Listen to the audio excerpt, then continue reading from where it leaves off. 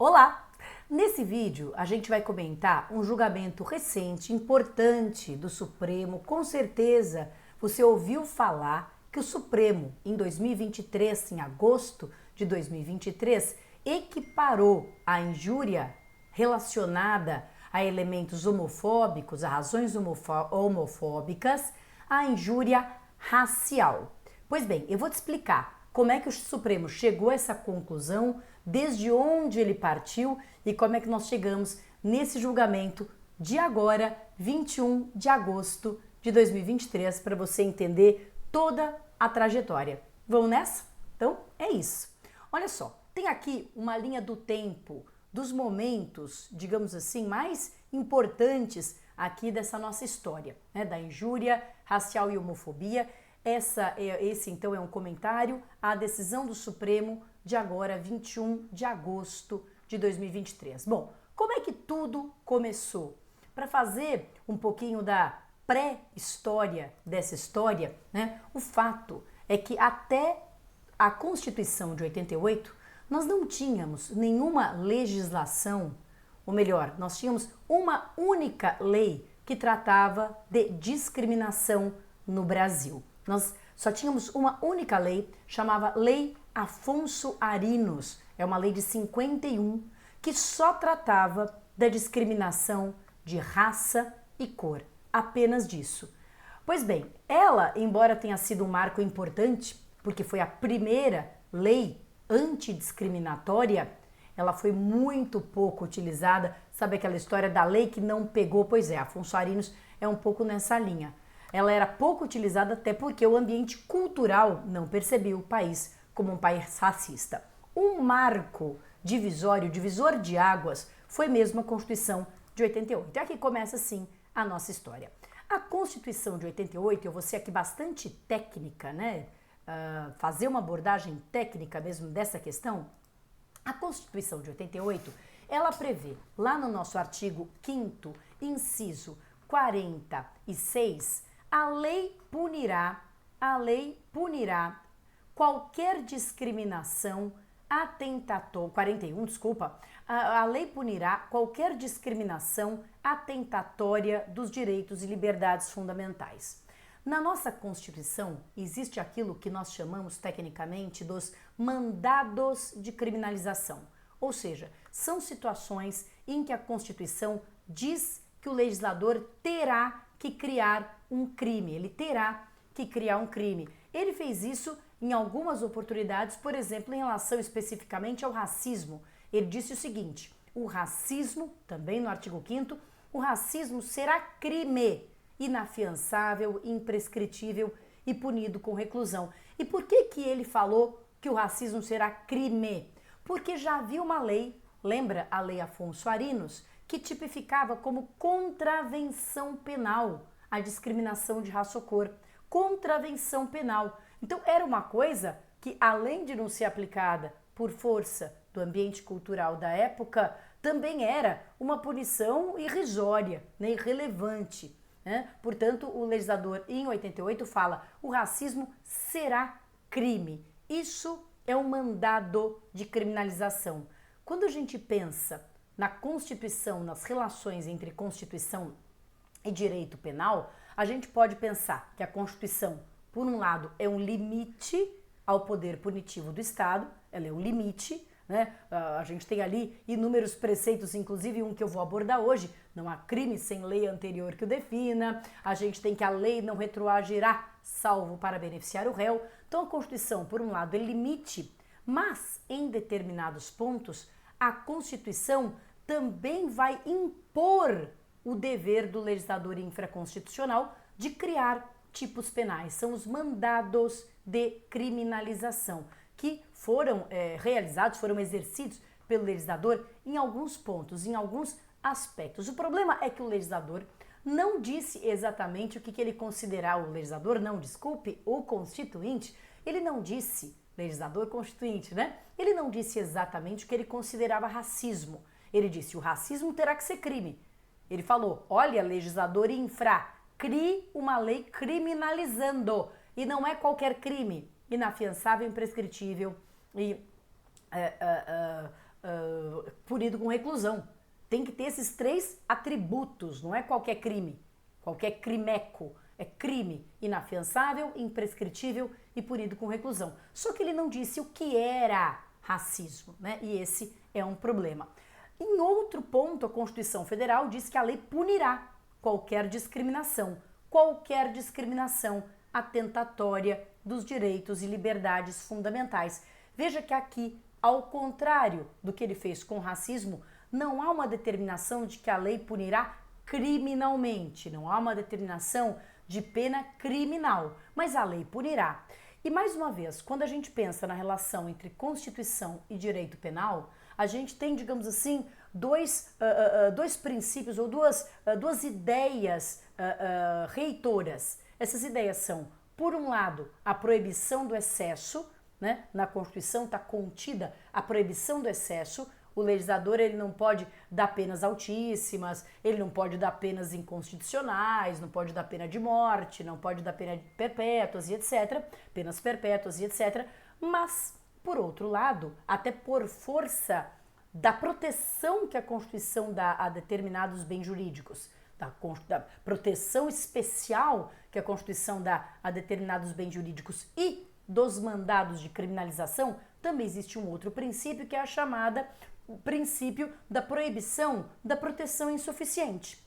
Então, se por um lado o legislador diz, olha, não se exceda no afã de proteger bens jurídicos, não se exceda, ela por outro lado diz, tá, mas também não faça de menos, não deixe bens jurídicos constitucionalmente relevantíssimos desprotegidos. Pois bem, então a Constituição tinha esse cenário desde 88. Em 89, veja como o legislador ele foi obediente, né? Em 88, o Constituinte falou, o racismo será crime e a lei punirá qualquer discriminação, mas o racismo será crime. Ótimo, beleza. Agora a gente passa para o próximo ponto da nossa história, que é um ano depois. Na verdade, menos de um ano depois, o legislador atendeu o comando constitucional e criou uma lei que substituiu a Lei Afonso Arinos, que é a famosa Lei 7.716. Essa lei, na redação original, lá de 89, ela dizia, serão punidos na forma desta lei os crimes resultantes de preconceito de raça ou cor. Veja, ela repete a Afonso Arinos, só incluindo raça e cor. Outras espécies de discriminação ficam de fora nesse momento. Ela está repetindo a Lei Afonso Arinos. E aí, a partir daí, ela tipifica uma série de condutas, sempre condutas de caráter geral. Então, por exemplo, impedir acesso a transporte público por razão de raça ou cor, impedir o acesso a um estabelecimento comercial em razão de raça ou cor, deixar de atender num estabelecimento comercial em razão de raça ou cor. As condutas que você pode ver até hoje esse perfil são condutas dirigidas a toda aquela categoria, não são condutas individualizadas. Olha, eu não atendo aqui pessoas dessa raça, eu não recebo aqui pessoas dessa cor, eu não deixo entrar no meu estabelecimento quem seja dessa raça ou dessa cor. Pois bem, em 97 nós vamos ter uma modificação importante.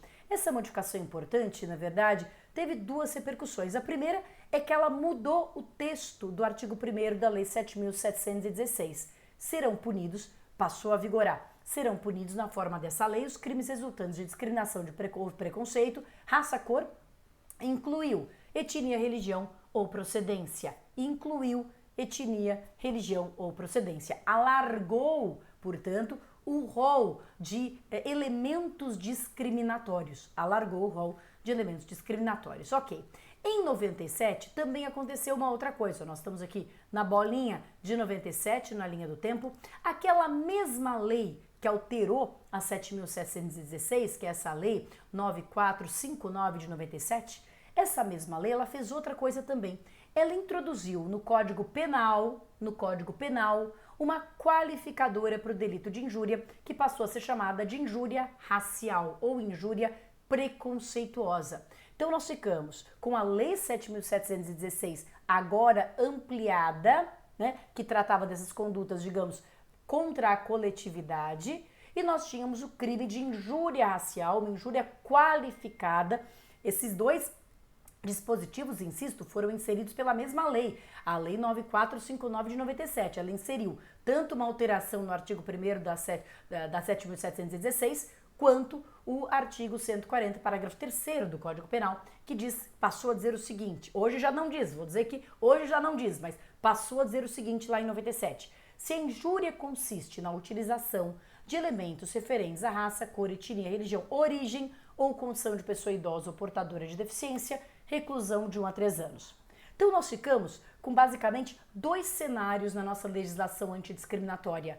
Os crimes da 7.716 e o crime de injúria racial. Isso criou um tremendo problema, e já vou entrar aqui propriamente no nosso assunto, mas isso criou, em primeiro lugar, um tremendo problema, porque o legislador, você se lembra, ele disse que o racismo será crime imprescritível, inafiançável e punido com reclusão.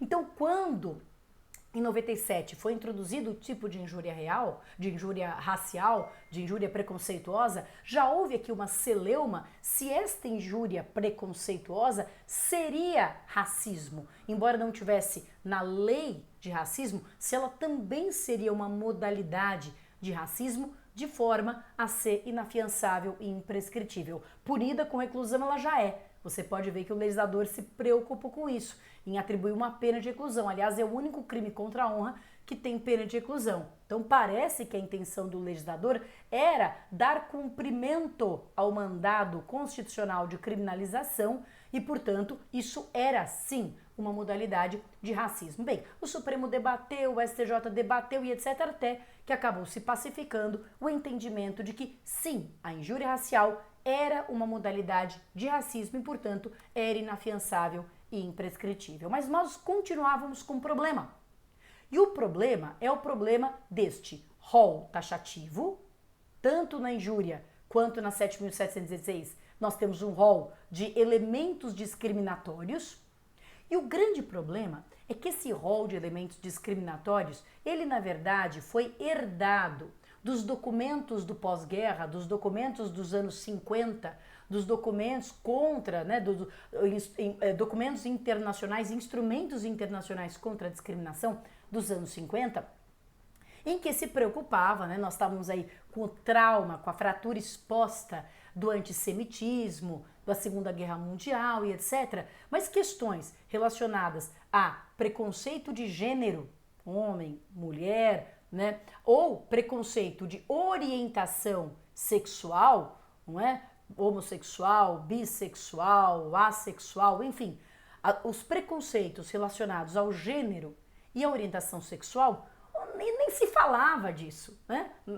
Na verdade, muitas legislações nos anos 50 ainda criminalizavam aquilo que eles chamavam de homossexualismo, que obviamente é um termo já pejorativo, porque ele conduz a uma ideia de doença, esses ismos. Então não, o homossexual é a homossexualidade, mas enfim, o homossexualismo era considerado não apenas uma doença, mas um crime em diversas legislações, ainda no final do século XX. Então nem se cogitava que você manifestar preconceito ou discriminação por força de gênero ou orientação sexual pudesse ser alguma coisa de errado, quanto mais um crime. Pois bem, só que, gente, o mundo mudou e nós temos uma realidade, nós temos um dado de realidade. Nós temos que a comunidade, as mulheres, por um lado, e a comunidade LGBTI são grupos altamente vulneráveis. Nós estamos no topo, nós, Brasil, no mundo inteiro, mas nós, Brasil, estamos no topo das estatísticas em país que mais mata transexuais. A expectativa de vida de homossexuais e transexuais é muito menor do que a média da população em geral. Então nós estamos falando de um grupo para o qual aquilo que o legislador prometeu, que era o respeito à vida, o respeito à integridade física, o respeito à liberdade, o respeito à dignidade humana, não estava valendo. Nós temos um grupo que está de escanteio, né, de todos esses direitos que o legislador, o constituinte, assegurou a todos os brasileiros. E ele está de escanteio porque ele sofre violência e essas violências não estavam sendo suficientemente punidas. E como é que nós sabemos que essas violências não estavam sendo suficientemente punidas? Porque elas não estavam diminuindo, elas estavam crescendo.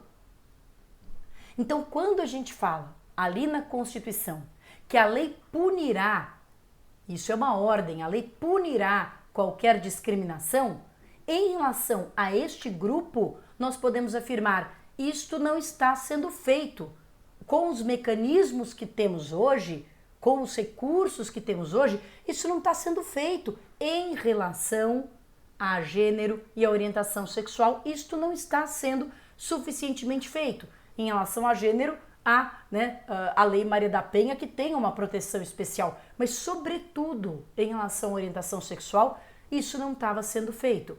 E, portanto, a sociedade começou a entender, a compreender que esse mandado da Constituição não estava sendo cumprido pelo parlamento. Porque o parlamento, ao contrário do que ele fez em relação à cor, raça, etnia, religião ou procedência nacional, o parlamento não havia criminalizado o preconceito e discriminação por orientação sexual. Ah, mas o artigo 5º não manda criminalizar, né? Ele manda criminalizar o racismo, mas ele não manda criminalizar qualquer discriminação, ele manda punir, mas não necessariamente pela lei penal. É verdade, mas aí nós temos que pensar naquele princípio da proteção insuficiente.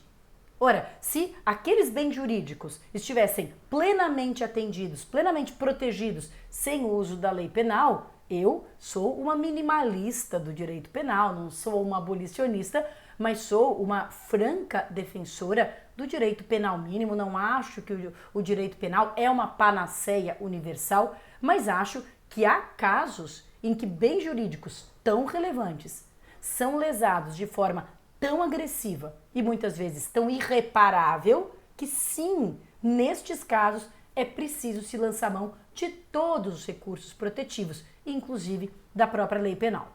Isso significa, gente, voltando para a nossa linha do tempo, que em 2019, então veja, a Constituição ali havia em 88 prometido a todos a dignidade, o direito à vida, o direito, né, à liberdade, a integridade física, e apenas em 2019 é que a sociedade resolveu cobrar do legislador que tivesse uma lei penal protegendo um grupo que empiricamente é vulnerável. Não é que a vulnerabilidade do grupo LGBTI não é uma suposição, é dado, é estatística, é concreto, é objetivo. É um grupo vulnerável, é um grupo que está tendo negado o seu direito à vida, liberdade, etc., e não está sendo protegido, não está recebendo a proteção da lei penal, sendo que o legislador falou que a lei punirá toda forma de discriminação. Isso não está acontecendo. Portanto, em 2019, foi ajuizado um mandado de injunção. Na verdade, como aqui a matéria não é propriamente constitucional, eu não vou enveredar pela análise aqui do cabimento, só posso te dizer que os ministros do Supremo consideraram sim cabível um mandado de injunção e, na verdade, duas ações foram propostas paralelamente. Um mandado de injunção e uma ação de inconstitucionalidade por omissão. O mandado de injunção ficou com relatoria do Fachin, a ação de inconstitucionalidade por omissão ficou com relatoria do Celso de Mello. Mas o objeto das duas era o mesmo. O objeto das duas era reconhecer que havia uma omissão legislativa, reconhecer que havia um mandado de criminalização da Constituição, reconhecer que o legislador não havia cumprido esse mandado, ou seja, a mora legislativa, e, portanto, estabelecer que até que fosse devidamente cumprido esse dever do parlamento, que fosse cumprido o dever do parlamento, que se aplicasse a lei que já existe, a lei de racismo, e agora a gente vai ver a injúria racial, também aos casos de discriminação por orientação sexual. Este era o pedido de ambas as ações. As ações foram reunidas e foram julgadas em conjunto em 2009. E, na verdade, a que terminou, digamos, prevalecendo foi o mandado de injunção, mas em relação à ação de inconstitucionalidade por omissão também se considerava que ela era sim cabível. E o pedido era o mesmo, então o que ficou valendo, o acórdão saiu no mandado de injunção.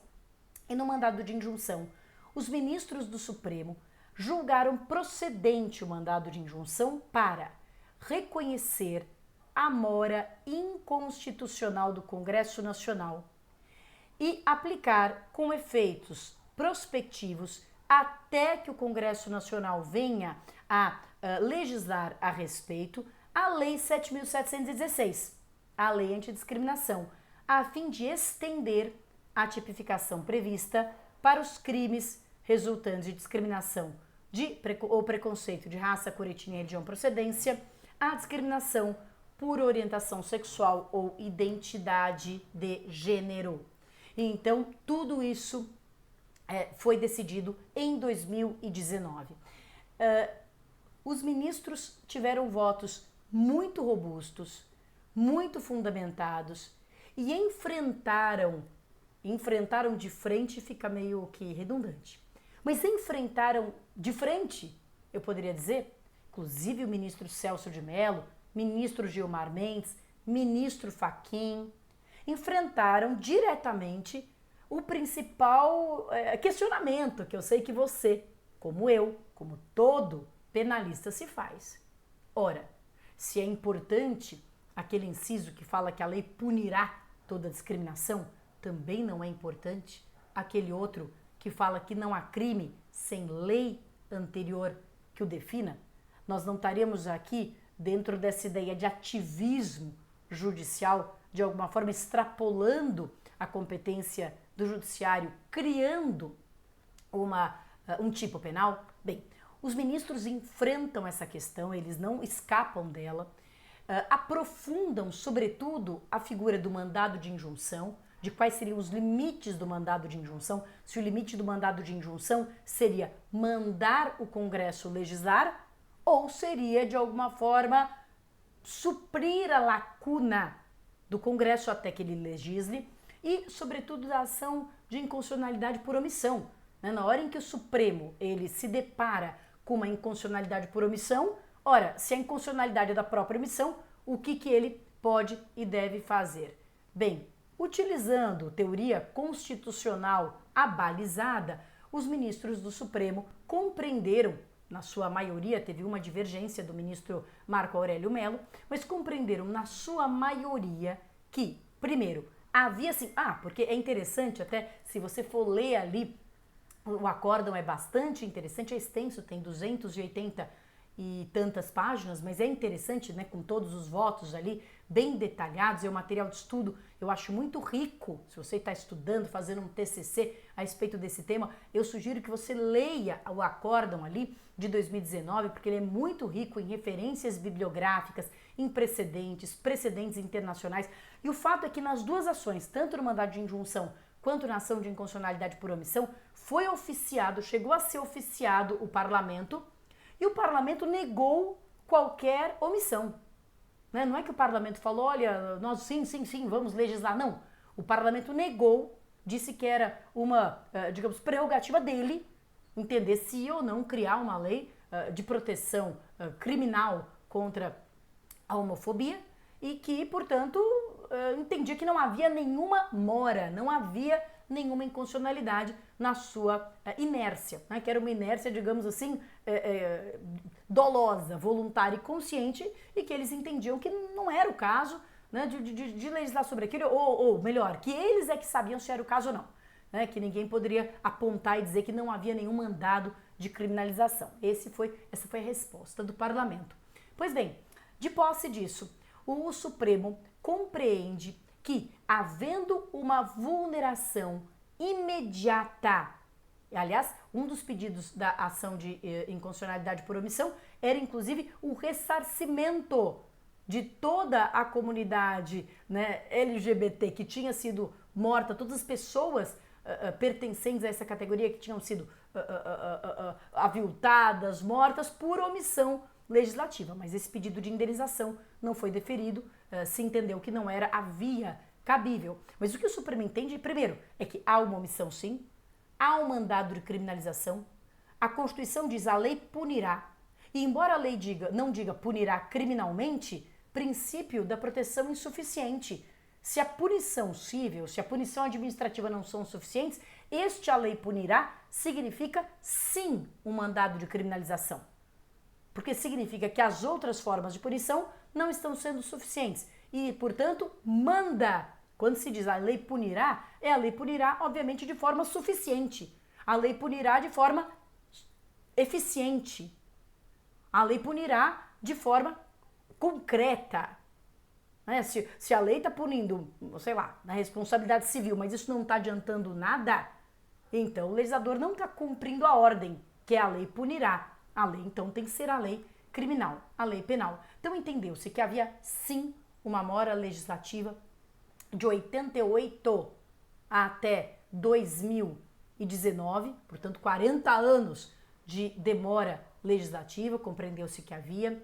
Compreendeu-se que em casos tais como esses, em que esta demora estava implicando violações a direitos, digamos assim, centrais da Constituição. Não se está falando aqui de questões regulatórias, está se falando de vida, né? Nós sabemos que é o caldo de cultura, digamos assim, das ofensas, das discriminações que vai gerando essa sensação de impunidade que depois desemboca em agressões mais graves. Isso acontece com as mulheres, isso também acontece em caso de preconceito por orientação sexual.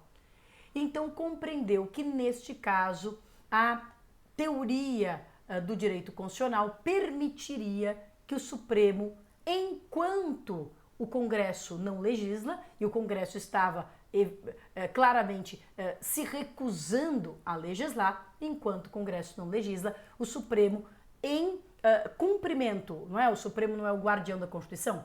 Se a Constituição está sendo descumprida por omissão, o Supremo precisaria resguardar esse bem fundamental, que é o direito à dignidade, etc., de toda essa categoria, e, portanto, fazer essa extensão da tipificação da Lei 7.716. Então, o Supremo enfrentou tudo isso em 19, ponto, parágrafo. Agora, passam-se os anos, vamos para a nossa última etapa da linha do tempo. Em 2023, só que você veja, deixa eu voltar aqui, você veja que aqui em 2019, ele fala da Lei 7.716. Então, continuamos como a injúria racial. Como a injúria racial está fora da Lei 7.716, o problema continuou em relação à injúria racial. Tá bom, mas o que o Supremo estendeu para 7.716 também se estende para injúria racial? Quando eu for ler lá a injúria racial, se eu xingar alguém com um xingamento homofóbico, isso é uma injúria simples ou isso é uma injúria qualificada? Né? Continua a dúvida, porque o acórdão só falou da Lei 7.716. Aí, em 2023, aconteceram duas coisas importantes. Uma delas já foi, inclusive, objeto de vídeo aqui do canal. Alguma dúvida? Eu vou deixar o vídeo até ligado nesse para você poder assistir de forma mais rápida. É o seguinte, em 2023, em janeiro de 2023, entrou em vigor uma lei que alterou a 7.716 e alterou também o Código Penal. Eu estou só trazendo a 7.716, mas alterou também o Código Penal. Lembra que a injúria racial lá no Código Penal, a injúria racial no Código Penal era por força de raça, cor, etnia, religião, procedência, raça, cor, etnia, religião, procedência, condição de pessoa idosa ou deficiente. Tinha 7 fatores de discriminação. O que o legislador fez em agora 2023? Ele pegou algum desses fatores e puxou para a Lei 7.716. Então, a Lei 7.716 foi criado nela um tipo penal que é esse aqui. Injuriar alguém, ofendendo-lhe a dignidade ou decoro em razão de raça, cor, etnia, procedência nacional. raça, cor, etnia, procedência. Então lá, hoje, se você for ler o artigo 140, parágrafo 3º do Código Penal, tal como ele está hoje, não tem mais esses 4 itens, raça, cor, etnia ou procedência. Sobraram os outros, sobraram a condição de pessoa deficiência, o idoso, religião, né? Eu até entrei nesse debate, se a religião tinha que estar aqui, se a religião tinha que estar ali, lá no outro vídeo que eu vou deixar aqui, tá certo? Mas então, isso parece botar uma pá de cal naquela discussão se a injúria racial é racismo ou não, né? Porque agora tá claro que pelo menos a injúria que está aqui, a injúria que está no artigo 2º-A da 7.716 é racismo e, portanto, é inafiançável, imprescritível, punida com reclusão e etc. Tá bom, beleza. Então, agora nós temos a injúria qualificada, que está lá no Código, e a injúria racial, propriamente, que está aqui na Lei 7.716. E aí, qual que era o último capítulo dessa novela a qual nós chegamos hoje? Você lembra que o Supremo, quando em 2019 disse que a Lei 7.716 se estendia para se aplicar também a homofobia e a discriminação por gênero? Pois é. Por identidade de gênero? Pois é. Então, ingressou-se com embargos de declaração. Foi isso que o Supremo acabou de julgar. O Supremo acabou de julgar embargos de declaração tirados daquele mandado de injunção.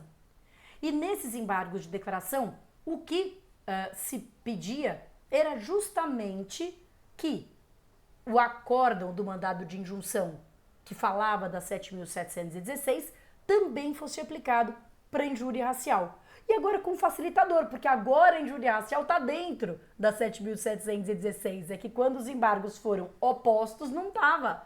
Isso ainda era muito duvidoso, estava muito polêmico. Agora que a injúria racial está dentro da 7.716, eu acho isso até algo mais óbvio. E foi exatamente o que o Supremo falou. Então, o plenário do Supremo reconheceu que atos ofensivos praticados contra pessoas da comunidade LGBT, QAPNI+, podem ser enquadrados como injúria racial. A decisão foi tomada em sessão virtual, concluída em 21/8, no julgamento de recurso, embargos de declaração, apresentados pela Associação Brasileira de Lésbicas, Gays, Bissexuais, Travestis, Transsexuais, Intersexo, contra acórdão no mandado de segurança. No mandado de injunção, mandado de segurança, maluca, mandado de injunção. E no voto do ministro Fachin, que era o relator do mandado de injunção, ele inclusive menciona, porque eu até quando comentei aqui essa mudança da Lei 7.716 no outro vídeo, falei, vamos ver agora o que se resolve a respeito da questão da homofobia. E agora o Supremo resolveu que, porque o meu questionamento? Bom, porque teve uma mudança recente, o legislador poderia ter aproveitado a oportunidade, não é mesmo? O legislador poderia ter aproveitado, já que eu vou mudar a 7.716, deixa eu já colocar no texto de lei a homofobia. Puxa, seria muito mais confortável, garanto que todos os penalistas estariam muito mais tranquilos com essa preservação do princípio da reserva legal. Mas veja que o Congresso, mais uma vez, propositalmente, deixou de fora a questão do preconceito de gênero, de identidade de gênero ou de orientação sexual. E aí, eu acho que veio em boa hora, portanto, essa decisão do Supremo, que fala, olha, aquilo que a gente tinha decidido lá atrás, em 2019, vale também para injúria racial. Sob o mesmo argumento. O legislador está descumprindo o mandado de criminalização. E, gente, vamos terminar aqui com uma conversa para adultos, né? Que creio que todos somos. Não se trata aqui de ideologia, nesse sentido pejorativo que essa palavra tem sido usada. Não se trata aqui de concordar ou discordar, ou de ter dogmas religiosos ou não. Se trata que o Constituinte, ele disse que ninguém poderia ser afrontado ou violado e que toda discriminação deveria ser punida. E nós temos um grupo que as estatísticas comprovam que é altamente discriminado. E não pode. Nós precisamos conviver com respeito às diferenças, mesmo aquelas que nós não gostamos. O respeito à diferença é isso. Eu, Patrícia Vanzolini, eu acho que a gente deveria ir muito mais longe. Eu acho que a gente deveria aprender a ver o valor da diferença, a beleza da diferença. Mas isso é uma questão moral. Isso é o que eu, como cidadã, penso. É belo ser diferente, é bom haver diferença, mas eu não obrigo ninguém a concordar comigo. Respeito as diferenças. Agora, o que todo mundo tem que fazer, você não precisa achar bonito, você não precisa aprovar, aplaudir, mas você precisa respeitar. Todos precisam respeitar o direito de cada um de ser diferente, sem que faça mal ao próximo. É aquela coisa que a gente aprende desde que é pequenininho, né?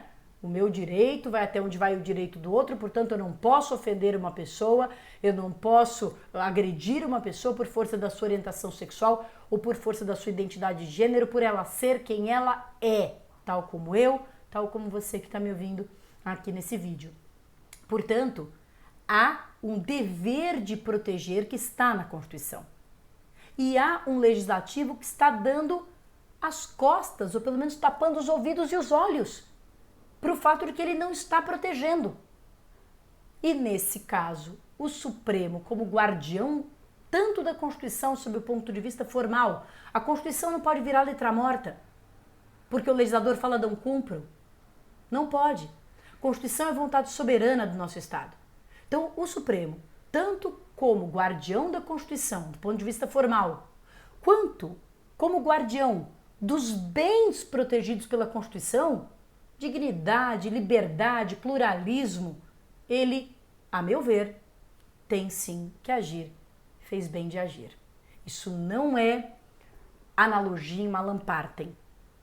Isso é o Supremo Tribunal fazendo com que a Constituição e o seu mandado de criminalização seja efetivamente cumprido quando o poder que deveria fazê-lo se recusa por razões que, enfim, não sei, não conheço, desconheço, mas se recusa, deixando a descoberto a população brasileira. Todas as pessoas estão e devem se sentir protegidas na nossa coletividade pela mesma Constituição. Tem que valer para todos, né? E eu acho que o Supremo está preservando e garantindo esse direito à isonomia, esse direito à dignidade que é tão importante na nossa Constituição. É isso, gente. Boa semana, até o próximo vídeo.